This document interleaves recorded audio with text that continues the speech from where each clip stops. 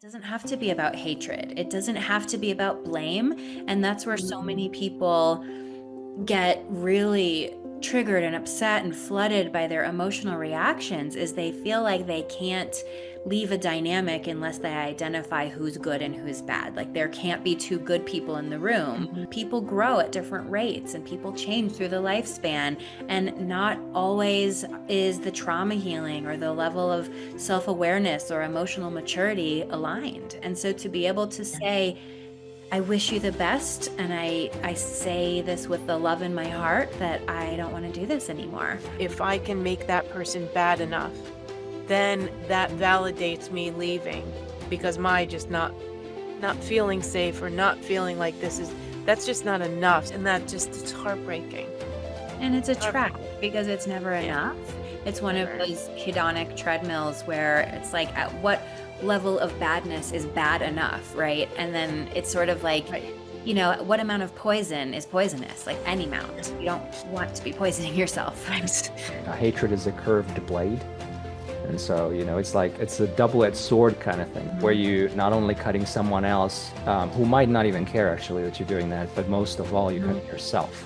How much do I have to not like myself, to abandon myself, to betray myself, to hate, to not allow the love to open the door and just walk through? And the more attached we get to any belief, the less flexible we are to really inquire and to learn from ourselves about, is there any room here for me to grow or pivot? And is there an opportunity to look at this belief system and challenge myself to say, does this really fit me anymore?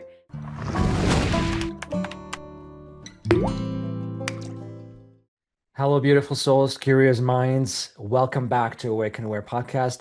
In today's session, Tammy and I are going to introduce you to a new guest of ours, dear friend of mine, Kate King. She has almost 2 decades of licensed professional counselor background. And besides the fact that she is 3 times author, board certified art therapist, she is a Radiant Life coach. And being a founder of Radiant Life Project, Kate's mission is to help individuals heal their inner wounds so that they can positively contribute to the evolving collective. And as Kate states, this work is a gateway into a life of greater authenticity, fulfillment, and freedom. And who wouldn't want to have a freedom? But without any further ado, let me welcome Tammy back and introduce you to my dear friend, Kate King. Let's jump right in. Today I have Tammy here with me again, and we are going to introduce you to a new person that we have not interviewed before, and her name is Kate King. Kate is an amazing person, dear friend of mine, and she is also an author as well as a therapist, art therapist, especially. I've seen some of her art and it's really, really cool. So I'm super excited to have her join us today. So tell us a little bit about yourself, if you don't mind, and like what motivated you to obviously write books. I think you have 3 now, right? And you Yep. just finished your third one, I guess. Yeah. Mm-hmm. So maybe we'll get to a little chat about that. And so have you always been like interested in writing as from youth or something like that? Was it one of the things that you really thought of a long time ago, or is it something that kind of just became available to you maybe later in your life after maybe years of your practice and kind of like what you see in your clients? Tell us, tell us. Well, thank you for the nice introduction, and I'm really excited for the conversation and Mhm. to be with you as always. Mark is so special, and I'm really excited to get to know you, Tammy, as well. Mhm. So I think that I was 9 when my very first poem got published in the local newspaper where I grew up. I grew up in the Aspen area of Colorado, in the Aspen Times. I had this little poem that was called A Jeweled World, and it was like a combination of, all different kinds of precious gemstones woven into the world. Like there was an onyx stereo player and rose quartz Wow. sneakers, and it was just like a little kid's poetry. And I don't remember if I had entered a contest or something, but I still have that little clipping. And so that was probably, I don't know, indicates that on some level I've always loved writing, and it's always felt like a really powerful expressive medium for me. And after, doing some personal development work and finding the five love languages, I was like, oh, I'm a words of affirmation person because I love words. And I've always had journals and I've always written creatively and kind of mostly on the side. And then when I had my first baby, I was thrown into this really unexpectedly difficult time with it. And that was Mhm. how I wrote my first book, which is called The Authentic Mother. And it wasn't actually meant to be a book at first. It was just my experience of trying to use art therapy to support myself. And I devised a lot of different art therapeutic exercises and directives. And I did a lot of research into what was going on in the male brain for my husband, the female brain for me, and how many changes were kind of all coexisting at the same time during that span through pregnancy, childbirth, and postpartum. And before I knew it, I had a book.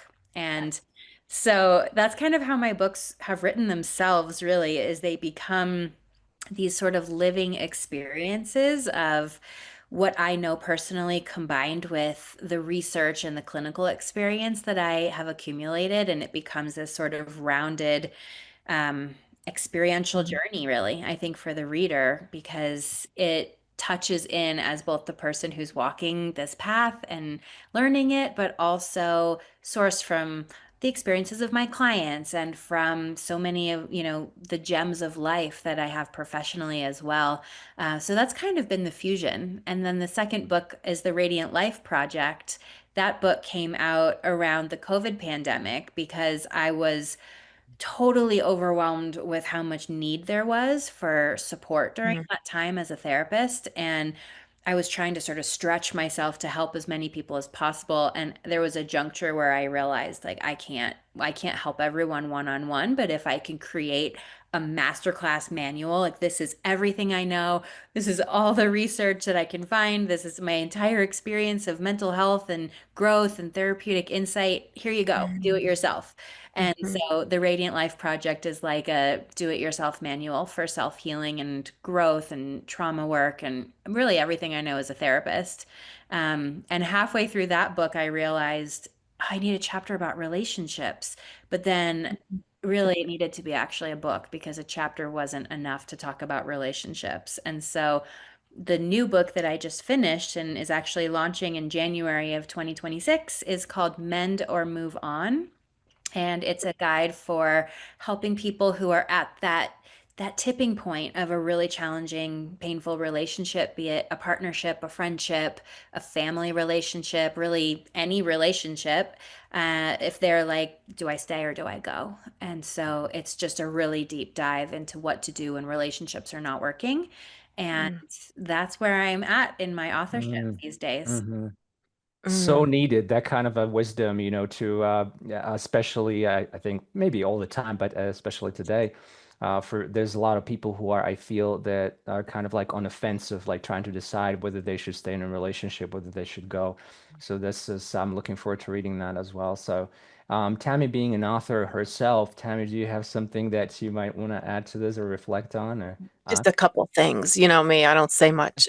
Yes, so I had to exercise a lot of self-control because I started, um, just diving to your work and and I had to stop because I was filling up pages with notes, and I'm like, "We don't have enough time for me to ask them all." So, um, I love that, and I love especially, like, the mender move on, like, what a brilliant thing, you know? Do we stay? Do we go? Am I bad if I leave? Am I being like, just everything that comes into it, and there's a couple of things that I just pulled out that I loved around really around that point.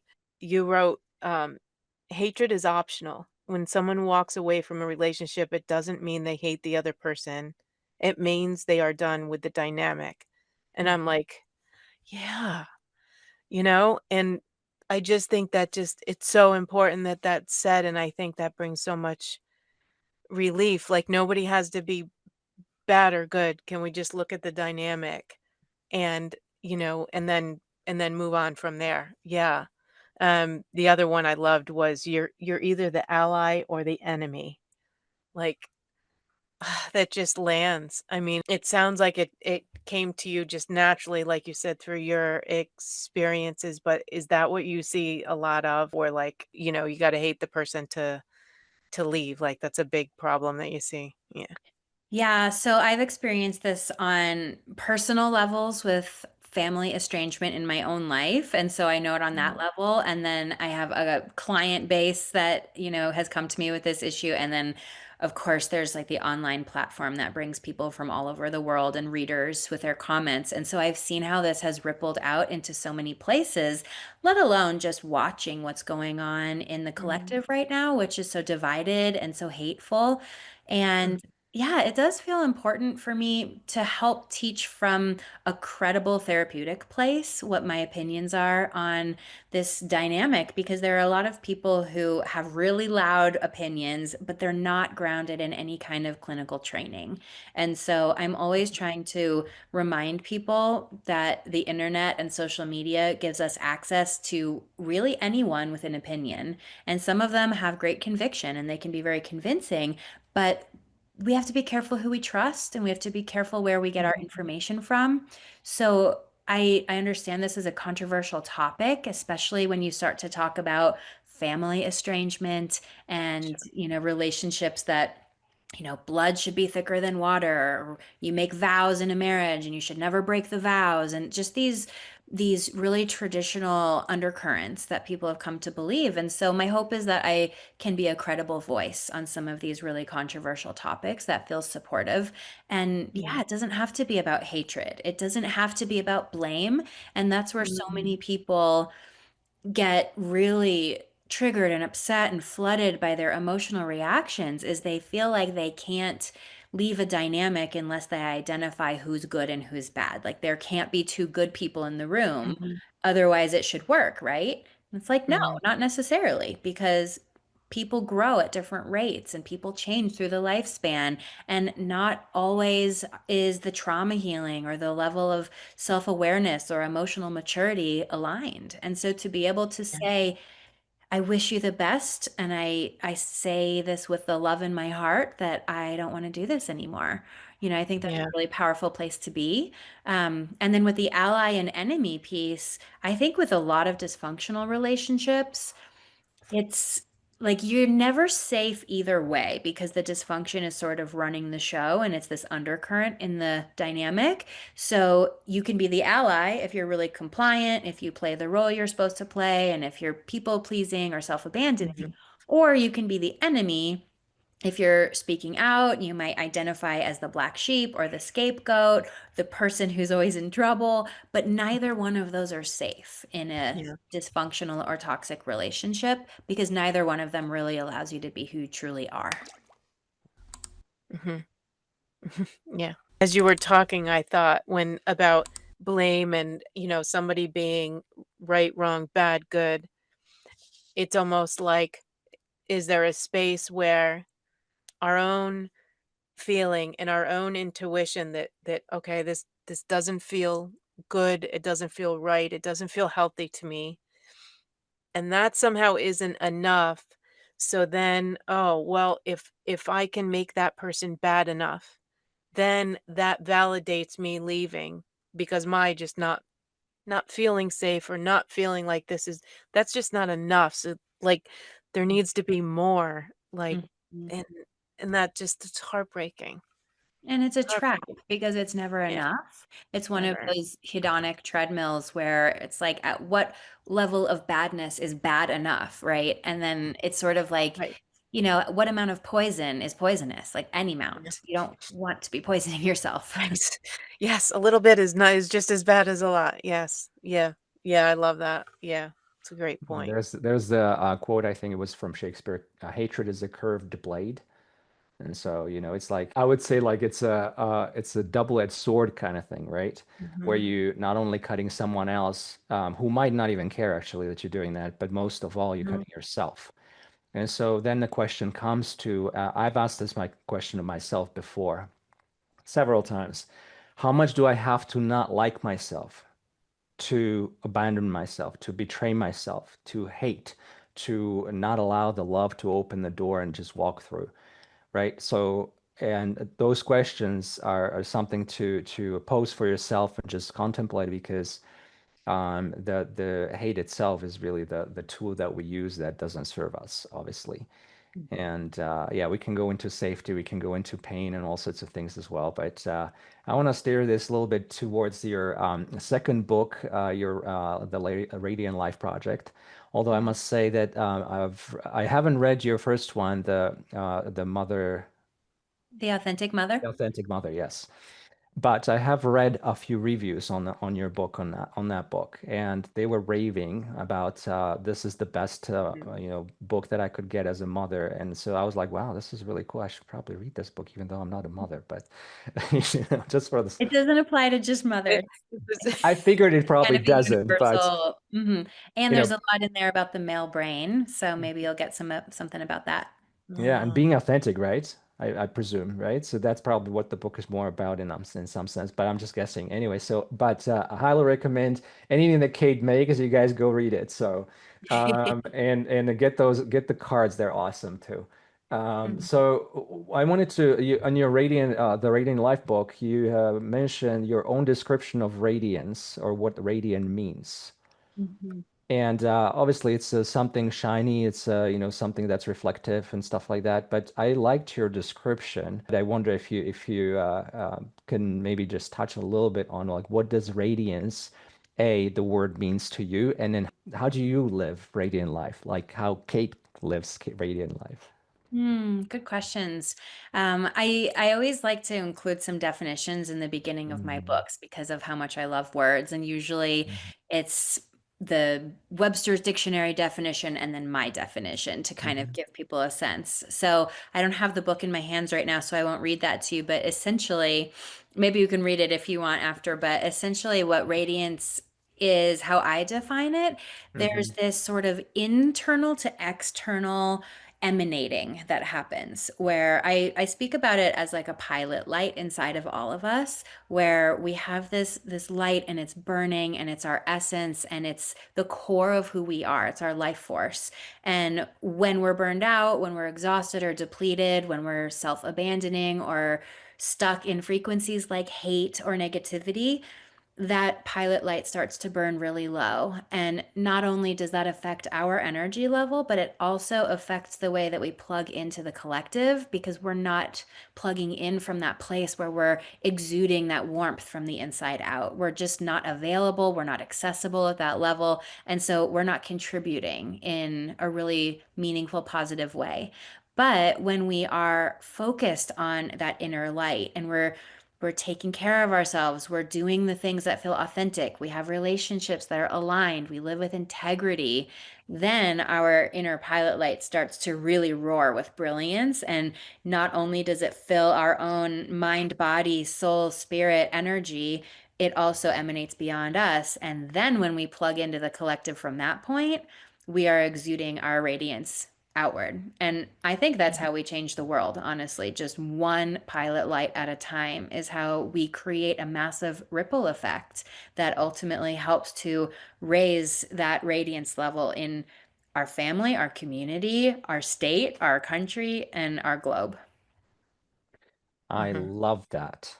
That is so fun. It's what it reminds me like the light is like the soul that we are. And one of the things that Peter Crone often talks about is like if you think of a lamp with the lampshades, and then you have the lamp obviously cast the light, and that's their soul. And then you have a lampshade and or two and or five or 10 or 20. And then how much light is there really left for you to shine out into the world, right? Mhm. So I that's beautiful, beautiful. Thank you for sharing that. I think there's a lot of Mhm. truth in that. And again, it's for all of us to really think about and dive deeply inwards, I would say. Do some inner work in the sense of like ask yourself again, it's like, where am I not letting myself shine? What do I do when the light doesn't come out? Right. And And it's our own well, responsibility Mhm. because each of our radiance is like our own frequency. It's our own wavelength. It's so unique. And so nobody can tell you how to be more radiant. Nobody can do it for you. It's about kind of experiencing the sampler platter that is this human life. Do I like Mm, social interaction in groups, or do I like walks in nature, or do I like smoothies in the middle of the day? Like, what lights me up? And then doing more of that thing and allowing that to really fuel you so that you can listen to yourself and kind of play with it. And that way, I mean, you asked me how I live my radiant life. And for me, it's really about listening to the inner whispers of myself and constantly pivoting into better and better alignment. So there may be a season of my life where I'm being really social and I have a million friends and I'm kind of out in the world a lot. And then there might be a season in my life where I'm more inward and I'm more cozy and I'm doing something reflective or I'm writing a book. And both of those can be really radiance inducing if they're during the right season. But if I don't listen and I'm kind of trying to nudge myself out the door to meet with friends and do social things, but I really am craving that quiet reflective time, that's going to affect my pilot light, right? So it's about listening and having that authenticity with the needs and how they change. mhm. Yeah. Mhm. I love the way you brought it into tending to yourself and knowing and giving the permission that, yeah, you can be really social and then you can have a season where you're not. Because I think it's easy to be like, no, okay, I have to always be that. If I'm not this, whatever brought results, I have to keep being that. But that, yeah, tend to your own light, but do it from what the tending that you need. It's like knowing the foods that make your body feel best. Eat those. Don't eat another meal because somebody else is eating it and that might work for them. But Mhm. your radiance is yours to tend to. Nobody's giving it to you. Nobody can take it away, and you get to choose how you keep it going. I love that. I saw something that you wrote about, an open heart is a sign of a stable, regulated nervous system. If you're Mhm. feeling guarded, on edge, nervous, your nervous system is unsafe. But and that made me think of that quote that I wrote down. Mhm. Tend to how you feel, and if you don't, it's okay, and you can go in and you can manage that. Right. Yeah. And our nervous system is such a wise part of our body and Mm, our mind. I mean, our spirit. I think the nervous system I think it exists on all of these dimensions. And so we should talk about it as being more than just the physical, really. But it's a compass, really. So if you're feeling activated in a way that feels angsty or anxious or even really shut down or lethargic, this is your nervous system trying to guide you into better alignment and ultimately safety, because your nervous system is scanning your environment 4 times every second for safety. And it's scanning people's faces and it's looking around and it's like, is the temperature right? Where's the sun? Like, it is so incredibly wise. And if we could just slow down and listen to the little messages, like the beat of the heart, or if your palms are a little bit clammy, that's your nervous system talking to you. It's like less caffeine, right? So, mm, right? So we don't listen yeah. though, because our world, we have this hustle culture and Mm, there's so much unconsciousness in our world and autopilot type of lifestyle that people don't realize that they're not okay until they hit a place of rock bottom or real complete burnout. And in the Radiant Life Project, I write about that in the introduction, that I reached that place myself, just from taking on too much with my practice during that pandemic, that I felt like I needed to help every person in the world, and it came at the mm, expense of myself. So ultimately, I had to unplug mhm, and take a sabbatical from my work, just to rejuvenate, because I felt like my baseline was so strained. So I wish that I had listened to some of the whispers, but there was so much momentum going that I either couldn't or didn't, wouldn't, not sure mm, exactly what. But now I have awareness that I've learned from that experience that hopefully will prevent that from happening again. mm. Mhm. Yeah, that's beautiful. Yeah, we learn from ourselves, right? And sometimes that's the blessing, right? Is if we crash, then we know how we got there. If we were the ones that walked ourselves there, we know how we got there. We weren't in a car with our eyes closed and like, oh, I don't know how I got here, Yeah. right? And just that self-ownership. So it's beautiful. You're an example of it. And look at what comes out of you because of it, because you can tell and sense that. I mean, at least for me, I don't know, when I'm sitting here, this is the first time I've seen you, like, sitting here with you now, but listening to you and the way that you speak and the manner in which you speak, there's a calmness, but there's a depth that um just feels like you've been there, in ways, and you're the example of the coming through it. And Mm. I'm certain that that's why you're so busy, is people feel that, because it's felt. I mean, and I'm just meeting you, but it's very clear that you really care, and you're so authentic. Like, I would just use the word authentic to describe you. Thank It's you. I appreciate Yeah, it.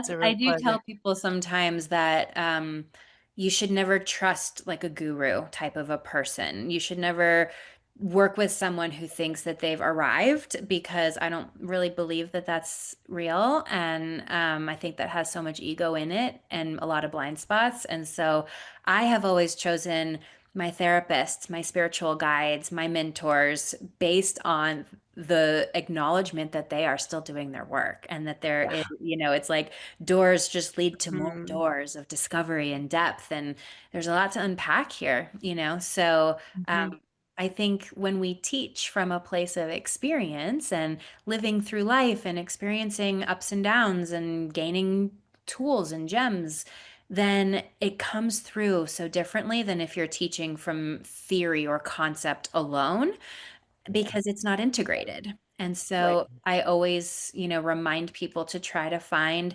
that alignment with the people that they're gaining support from, that it feels integrated and it feels like it's in some way, it's plugged into them. It's not just Mhm. existing in their mind, because we are a mind, body, soul system. And if we only lead with the mind, there's just too many blind spots, I think. Yeah. Yeah. Mhm. Yeah, and speaking of blind spots, that's I feel like that a lot of that comes from the pre-programming, obviously, that we experience in early childhood, which I also highly recommend anybody who has not done, such thing as inner child work, or dipped into the Mhm. IP, it's the internal family system, IFS. ISF, yeah, whichever one it is, the short abbreviation. I think Kate has a lot of, we could probably talk for hours and hours on that kind of stuff as well. So, but I Mhm. wanted to talk a little bit to speak to the beliefs and belief system. To me, beliefs are kind of like a programming system, really. So, and that's what it is in sense of like I am programming myself from the very youth by hearing what the adults are saying, by hearing what the teachers are saying, by hearing what the siblings are saying, uncles, aunts, etc. And all that material goes in and creates a certain programming. The meaning, of course, is what I give all that. It's my viewpoint. And this is one of the blind spots that I didn't realize for myself for a very long time as well, is that this is, I feel like, where the blind spots actually exist, is that we don't see that because we have created them in our own mind. And I was wondering, like, what is your opinion on the beliefs and kind of how you see beliefs and as a system, or how does that apply in your life as well? That's a great question. You and I have talked before, Mark, about the work of Joe Dispenza and Hmm. Bruce Lipton, Hmm. and that's kind of where I have done a lot of really great learning about Hmm. beliefs and how the thoughts we think ultimately just become sort of our inner narrative. And if you think thoughts frequently enough, they sort of coalesce into beliefs. Hmm. And if you believe something deeply enough, it becomes your reality. And so there's this stepping stone path toward beliefs. I don't think a baby has a whole lot of beliefs at all, right? They come in an open, empty, not empty. I mean, they're full, and they're, maybe more full even. Like, I think we all try to get back to that state eventually, but they're very impressionable. They're just open, and they're like little sponges, because they're trying to build their beliefs about, am I safe here? Their nervous system's trying to wire. They're trying to figure out language. They're trying to understand love and connection and belonging. And those are all sort of the core beliefs that are Am I worthy of love? Am I lovable? Do I have a claim over this body and over this life? So these are just your very basic beliefs. And if you're doing IFS therapy or any other type of inner child work, oftentimes it's those early beliefs that are where people have these hooks that for decades and decades, it's like, gosh, it all comes back to like, I don't really know if I'm worthy of love. Really? I have a beautiful marriage. I have best friends. What? This is everything always about mom and dad? Yes. It really kind of comes back down to that, you know? So on some level, right? Because Yeah. it's our blueprint for what the Mhm. world is and how safe we are in it. So whether it's beliefs around worth or safety, or if it's beliefs around, I don't know, social justice topics or open-mindedness to other people's reality versus your reality and being able to hold space or thinking, I'm always right. I believe that I know everything about this topic, right? That's a belief. And the more attached we get to any belief, the less flexible we are to really inquire and to learn from ourselves about is there any room here for me to grow or pivot? And is there an opportunity to look at this belief system and challenge myself to say, does this really fit me anymore?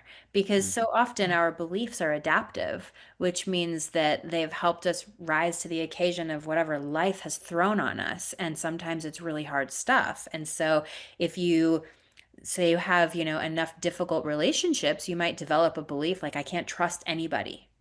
And if that has been reinforced over and over and over, it's going to feel like the truth unless you Mhm. start to question it and look at it. And so, if you can sort of remove yourself from it from an IFS perspective, returning to self and seeing this as a wounded part that's actually flagging your attention because it's doing its best to protect you, then you can actually say, does this serve me anymore? Maybe it saved my life at one point, and maybe I needed it. But now I'm older, wiser, more resourced. My brain's fully developed. I have a lot more independence and skill. I don't know if I need that belief anymore. So, what happens if you throw it away like the day old sushi it is, right? And you instead say, I wonder how I can start to build trust in relationships. How do I participate in that? And in what ways am I attracting people who are reinforcing my belief that people can't be trusted rather than redefining it? So in that way, I think beliefs can be flexible and really they should be if we're doing our work and if we're really remaining like flexibility. If you look in nature, we need it. I mean, mountains move, rivers carve through canyons. Like everything has to be flexible on some level or it doesn't last. It can't be here. So that includes us and our beliefs. Beautifully said. Mm. Very eloquent. Thank you. I think that, like you say, flexibility in that. I like to say oftentimes that a universe and all the life around us is dynamic. Even things that, speaking of flexible, dynamic, different word, but same thing, description, is that even things that appear relatively still is just a bunch of atoms is moving very fast speeds that we just see this Mhm. picture that seems still but it isn't, right? And we're hurling in the universe on this earth on this kind of a piece of dirt, right? Stuck to it with Yeah. gravity and stuff. So everything is moving and in fluxion all the time, and I feel like like I was saying, the beliefs around it is a programming system in that sense. So yes, like you were saying, that utilizing it, you can change it because it's a programming, right? You can change it. You created it, right? And that's the good news that you have power to change them. The only thing that you need for that in order to change them, if something doesn't work for you, is awareness. Mm. So if you can have awareness about changing something, then you can actually affect it, right? And those first changes, first few steps may be difficult because it may feel unfamiliar to try to do something other than what you've been doing, right? But in that sense, there's the beauty of life, I feel, is that we get to do something new. Mm. Yeah. Absolutely. Yeah.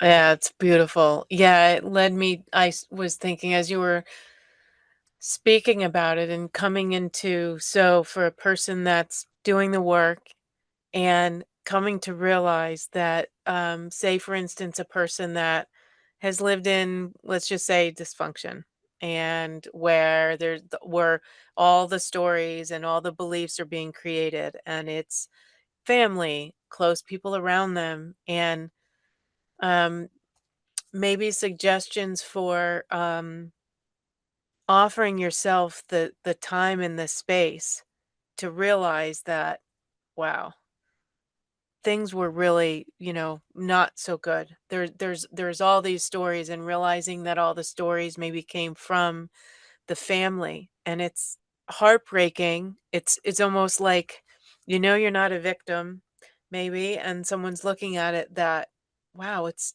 like everybody close to me is unsafe, where they're in that category of the stories. So we say unsafe, meaning, where does it begin? Okay, love yourself, and like, turn to yourself, but how does one, like, begin to just sort of sort through and look at all the stories, and not just run away and detach and not talk to anyone anymore, their family, and maybe you still want to interact, and you don't think it's quite time to cut things totally.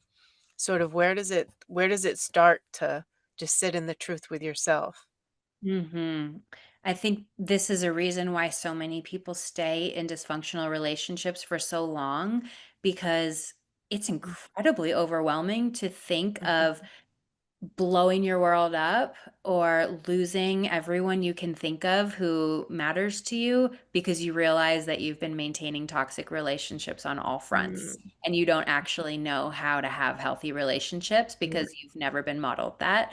And so you just keep reflecting and attracting and creating more and more of this dysfunction. So many people will never have healthy relationships because they're too overwhelmed and their nervous system is stuck in a state of freeze Mm, or fawning. Sometimes yeah. we don't talk about fawning as much as fight, flight, and Mhm. freeze, but fawning is like that people pleasing response where Yeah. you sort of you make yourself small and likable and good and right just to Mhm. kind of have that belonging, but you're really being inauthentic. And so a lot of relational trauma survivors have a pattern of fawning. And so essentially fawning or freeze are what Mhm. happen with people when they're just so overwhelmed once they realize that their relationships are dysfunctional that they don't want to deal with it. So Yeah. it's like putting yourself in a dark room and turning off the lights and being like, if I can't see it, it doesn't exist. Yeah. So what Yeah. I recommend for someone who might be in that place is slowly turn on the dimmer switch. Mm. Slowly. Because if we flip on the lights and it's bright halogen lighting and it's burning your eyeballs, that actually is further dysregulating and destabilizing to your system. And that's going to reinforce the world's not a safe place. People aren't safe. I'm Mhm. not safe. Nothing is safe. I'm going to turn the lights back off. Yeah. But it's sort of like if you were to, boil water slowly, you wouldn't really realize when it gets really hot. It's the same thing with light. So if you start to shine a little bit of light on the patterns, which maybe it's just having a conversation, maybe it's listening to this podcast and being like, huh, I think I do attract those types of relationships. Mhm. Or like every marriage I've ever had has ended. Interesting, right? Like we have patterns, and you just Mhm. start to shine a gentle light on them. Get curious. Curiosity is my favorite thing of all Mhm. qualities in the Yeah. world. If we could Mhm. only have curiosity, I think we would all be much better off. And so have some curiosity about your own patterns. And then when you feel ready to push a little bit more, I recommend working with a therapist Mhm. or a really credible, well-trained coach and starting to dig into those patterns a little more. And you may find that you have ancestral or intergenerational trauma where you're not the only one with this pattern, but everyone in your family has this pattern. No wonder you do too. How could you not? Of Mhm. course, you've learned from people how to be. And if you decide this ends here and I'd like to break the cycle so that I don't pass these patterns on to my children and their children, that's a Mhm. pretty big responsibility, but it doesn't have to be all at once. It can be slow and steady and at your own pace so that your nervous system is on board. Yeah, that makes a lot of sense, because I've witnessed a lot of many I've heard that it's, especially when it's close family, it's I call it the "yeah, but." "Yeah, but it's my mom." "Yeah, but it's my," it's almost, and there's that denial, like they're looking right at it. Okay, I see it. It's right there, but I can't feel this way because of who it is. And that it's like a another hold that keeps stuck. I would imagine that to fit into that Mhm. category. And then it's like, then the next is would be to okay, well, it, when you accept it, accepting it without turning it, making yourself a victim, like accept and keep moving forward, right? Because sometimes it's just so much that that can shut down just the grief of who it is and the grieving. And it's different to grieve that than to grieve someone that's passed, something that has ended, that's, or somebody who has passed. That's grief. But okay, I'm grieving because that's now over. But to grieve something that's still active and right here and ongoing is like, yeah, it's, there's just so many routes and ways and pathways that it can go. Yeah. And that's why it's a good idea to bring on some support in the form of a Yeah. therapist, or could be a Mhm. group, could be, having Mhm. friendships with people who have gone through similar experiences. It doesn't always have to be clinical. Therapy is not right for everyone. Um, Right. but I do think it's important that we reach outside of ourselves sometimes for that type of support. And sometimes on the topic of victimhood, it's important to be gentle with yourself around that too, because there are layers of healing, and some of those layers require feeling like a victim and feeling really sorry for yourself and blaming everyone Mhm. else.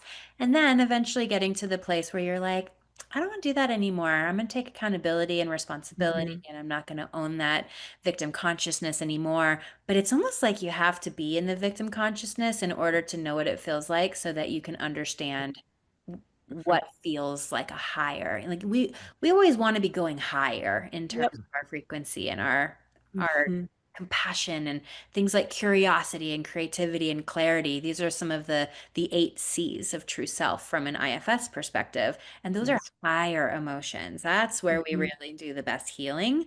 But how do Mm. we know unless we've experienced those lower Yeah. emotions too? So I Great always point. try to Mhm. remind people to be gentle with themselves about it, because we have to experience all of it, and some of it's going to be inconvenient and messy and really, really unlikable. And Mhm. the work is learning how to love that too.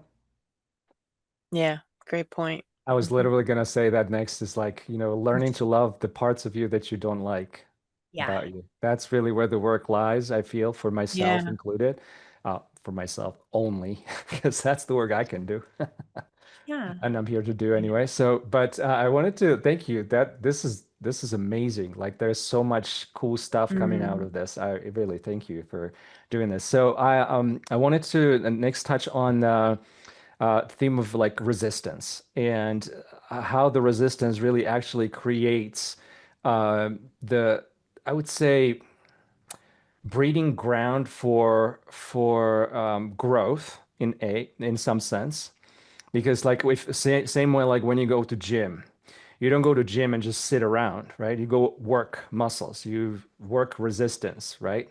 And so that's how you strengthen. So a lot of times resistance can be good for us in the sense of strengthening, right? Getting Mhm. stronger because we resist long enough, and then at some point something breaks, and we have to give up, give in a little bit, kind of thing. So that point always comes, the point of balance. And so, on the contrary, of course, the relaxation point or the release point has to be there. If it isn't, if there's only like resistance, resistance, resistance, resistance, it's going to give in at Mhm. some point. And whether that's going to be like you mentioned earlier, by something big happens in your life, you have a divorce happen, you lose your job, and or whatever big thing happens that is going to just like spin your world, or if you really actually are being aware and a little bit more observant, then you're going to notice that earlier that something is changing. Can I go with that? Or is it too scary? Mhm. And then if it's too scary, can I Mhm. still trust that it's for me versus it is something that's, plotting against me, like life plots something against me, like being in that Mhm. victimhood again. And I love what you said about victimhood because it is important to just sit with it and like turn the dimmer switch lights on kind of thing slowly introduce or step into that understanding of ourselves being in that victimhood role and in that moment. Not to say, oh man, told myself I will never be a victim. I'm gonna like, you know, Mhm. you know, harshly kind of like criticize myself for falling short kind of thing, right? Mm, Versus, okay, well, I'm gonna just pull my head out of my butt and I'm just gonna stand up straight and I'm gonna relax a little bit and see what's available, right? So again, using that awareness and have that perception of that tension um, creates resistance as good. But if we're in tense state too long, too much resistance, that's going to have to break. And then from that, we really need to practice release. So, like in my work, I work with people where we really practicing physical relaxation, release, and then slowing down, as you mentioned, you go slow. This is like where one of the podcasts that Tammy and I did was like, in order to go ahead of your life, not going faster, go slower. Mhm. So if you really want to grow in depth in some sense, go slow. And that's like what Tai Chi practice is all about. Yoga practice is all about that as well, in some sense as well. So, is there something that hits you from this, like that you could talk about regarding resistance or tension holding and releasing it? oh, yeah. Well, resistance is, I sometimes talk about it psycho-emotionally as charge in the Hmm. body. And I always tell people if there's charge inside of you, it means something unhealed within you is being activated in this moment. Otherwise, you would feel neutral. So if you feel charged up and activated about something, that is where we apply my most favorite quality, which is curiosity. And I use that as the tool to sort of get in there with resistance and start to soften it like a massage. So it's easy for people to be like, well, of course I feel something. Like, that guy cut me off on the highway, and of course I'm pissed off. It's like, what? Yeah. I mean, no, because you could be feeling neutral, or you could be feeling like, oh gosh, that guy cut me off. He must be having a really hard day. I hope his wife gets to the hospital before the baby's born. Like, who knows what's going Mhm. on in that car, right? Mhm. Different perspective than like the FU perspective. So if there's that charge, that's a form of resistance. And I might ask that person, why? I'm so curious. I'm so interested. How come that was so upsetting for you? What was it? Like, what did it call to mind? And then you start to dig down into the layers where they might say, it's just disrespectful. It's just rude. And then we go like, oh, why is disrespect and rudeness so activating for you? Is that something that you've worked on a lot?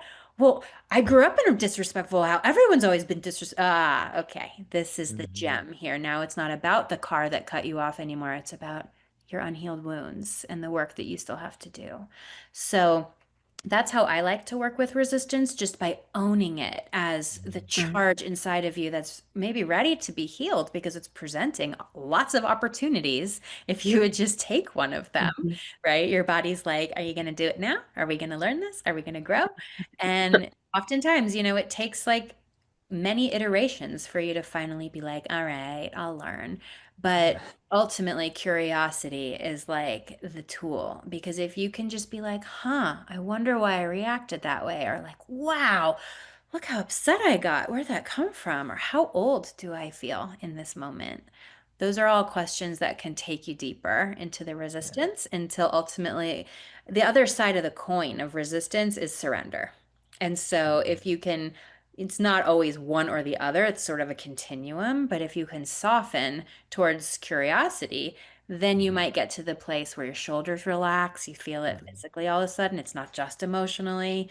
Maybe your stomach tightens and then it starts to loosen. So, noticing the way that your body somaticizes your emotional response to give you a more complete picture of like, hey, Mhm. let's work on this. Are you listening? Um, so that's how I work with resistance, and I think it's a natural Mhm. part of life. I think we need it. It's not good or bad or right or wrong. There's no value judgment, but like you said, Mark, it's about balance and it's about helping the resistance sort of soften and give way. So Mhm. beautiful. So many little nuggets in there. We can go for another 5 hours, I think. Yeah, Tammy oftentimes talks about in these talks also about the inquiring. about, just asking yourself, which brings the awareness. And then as soon as you shine a light of awareness on something, there you awaken to what's really actually happening, to your Mhm. authentic expression. And then from there, of course, now you have authentic expression once you inquired. Now it's about curiosity. So, okay. All right, what can I do about this? Mhm. Huh. And curiosity requires a level of humility because Mhm. it lets you Mhm. question, like, maybe I'm wrong, or maybe I don't see the full picture. Maybe I have work to do here. And so that's important too, because I think if people are stuck in an ego perspective of being right or good or strong or flawless, perfectionist, all of these harsh, resistant states, it kind of keeps curiosity at bay because curiosity is looked at as a threat to those things. But if you could start to just open the dimmer a little bit and shine a little light, like even on those qualities, gosh, why do I feel like I'm so afraid of being perceived as being weak or soft or light or, wounded? Then you heal. Mm, wow. Yeah. I love that. I love that. And I love the curiosity because if we can accept, okay, so we see resistance comes up. And then if we can sort of wait to do the inquiry, my suggestion is always like do it from a place of like if the house is on fire, don't stand in the middle of the living room that's burning down and try to find the source of the fire. Put the fire out, get out. Get out of the house and get safe and then investigate, right? Because you can't if you're on fire, then what it doesn't really matter. And but like from love, then we can be curious because love softens and that softens things. And then if we look through the lens of curiosity, to your point, it that's going to reveal the source of, yeah, no, it's not really the car. It's this or that or whatever. And that driver didn't disrespect you. Somebody else did. And then that brought that up. And it's like, yeah, when things get messy, it's everything that you're saying, it's painting these pictures for me of like, yeah, well, I need to assess what made the mess. So if something spills on the floor, if it's sugar, I'm going to clean that up differently than I'm going to clean up if it's water. I'm going to use a towel to clean up water. If it's sugar, then I'm going to use a dustpan. And so, like that pause and set back and think, okay, okay, there's resistance acknowledged. Got it. Okay. Simmer down a little bit and come into that and then assess. And so I love that just the way that you're expressing it. It's painting these pictures that make it's manageable. Everything is manageable. Everything from this perspective, if we take the time to do this ourselves, and to your point, yeah, and then, yeah, bring somebody else in and bring somebody else's light in to it too. That'll give us a different view, of course, but somebody trusted, then yeah, it broadens the whole view of it. Yeah, I love that. Thank you for that beautiful reflection, Tammy. Yeah, so another thing that I wanted to throw in there is the word courage. One of the things that we need to be able to use when we are encountering emotions of fear or just kind of moving around in our life as we go about our days. And a lot of times it's not necessarily super easy to get through something because it may be, something new you're trying. And so in order to have courage, what kind of a mind frame would one have to be in? And is there something, Kate, for yourself, maybe where you found yourself to face something that felt super scary and you had to imply courage to get through it? Not had to, but chose to. I want to change my word there. You chose Mhm. to imply courage. Yeah. Mhm. Well, courage is one of the eight C's of true self from Well, an there you go. IELTS perspective. So if you're able to access courage, you are likely getting closer to true self, if not being there already. The second thing I want to share is my one of my favorite quotes comes from Dr. Susan David's book, Emotional Agility. And she says, courage is fear walking. Hmm. And I love it because Hmm. it means that it's okay if you're afraid. I mean, Mhm. there's a lot of scary stuff in life, and stepping into that fear isn't always a bad thing, right? If Mhm. we've discerned that it's worth the risk or there's some payoff that we're working towards, meeting fear with courage and proceeding anyway is that to me is sort of the crux of courage. And anytime I've done anything really scary, I mean, when you're asking me about when I experienced this, I'm like, gosh, which time? Like, Yesterday, I don't Yeah. right? I mean, I think if we're living really alive and Yeah. taking opportunities, Mhm. fear is here a lot, whether Mhm. it's speaking up and using your voice in a room full of people who are maybe committed to misunderstanding you. Mm. That takes a lot of courage. I'm a pretty aggressive mogul skier, so for me to like Mm, charge down and fly off a cliff on my skis, like it's a mm, little scary, but I think I trust my body. I can do it. It takes courage. Um, mhm, Separating myself from the family members that I'm estranged from was probably the hardest thing I've ever done. mm, And it took an immense amount of courage. It also mm, took a lot of years and decades of gathering data that I wasn't safe in those relationships and they were never going to change. But to mm, actually make the final choice was, I mean, my voice was shaking, my body was shaking, I was crying, everything inside of me was like, this is terrifying. mhm, And yet, Mhm. I mhm, had enough information that it was the right thing to do, that I could proceed forward, and it took courage. And it also took courage not to collapse back into those really unhealthy relationships when they pushed back against my pulling mhm, away and when they started to throw mud in my face and accuse me of things and threaten me in scary ways. It was really courageous of me to hold my ground and to not fall back into those quicksand traps. So I think courage happens, on all these different levels and from large to small scales in many different ways. Mark, you know this about my family, but I've got two kiddos, and so I teach them about courage too. I teach them that just because you're scared doesn't mean it's not something to consider. We don't want to jump into fear with a blindfold on, but mhm, sometimes fear is worth navigating. And sometimes we do it. We put fear in our backpack, we put courage in our backpack and Mhm. go. So, I think it's different for everyone based on their nervous system and based on the threshold that they have, their capacity, their bandwidth, their resourcing. Sometimes in life, when we're fragile and delicate, we do less scary things. We protect ourselves more. You trust that your bandwidth is Mhm. a little more strained and you don't jump in.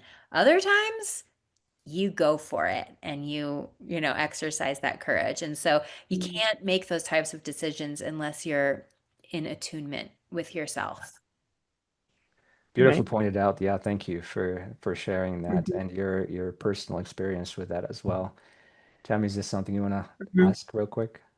Yeah, something came to me as you were talking, like the courage to change rather than collapse, and curious at the fear. I remember when my daughter's 28 now, when she was very little, I told her, I said, you know that feeling you get right in your belly sometimes, and it's just kind of feels scary, but it feels a little fluttery.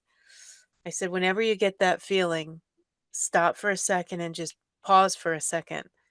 And when we're attuned and we're really and we can touch our intuition and trust it and we form a trusting relationship with our intuition, you'll know what to do next. Like whether it's to keep going, move through, step back, remove yourself from something.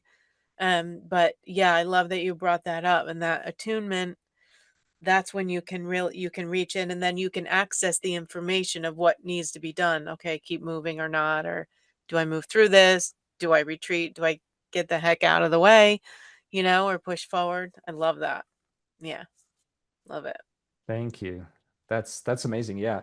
Uh, there is definitely a lot of opportunities every day that is waiting for us to express our courage and be in that state Yeah. of, yeah, understanding that, like you pointed out, understanding that the fear is just part of life. It is what it is, and it's not to be pushed out of the way or something, or just like, try to like hold down the door, like don't let the fear come in. The guy's just gonna mess everything up, It's like you don't do that. No, just like, okay, well, come on in. It's like, yeah, let's play together, kind of thing.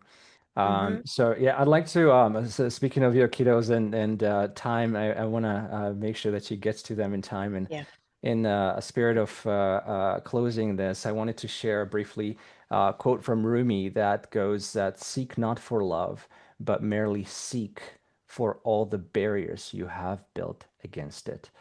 One of the quotes that Peter Cronin likes to say, oftentimes from Rumi, and it rang so well, so much with me that I was like, yeah. And then also mentioning that, just replace the word love with anything else, like peace, abundance, health, whatever it is. That's just like Mhm. the barriers we oftentimes build against the love itself, the health itself, the abundance, the peace.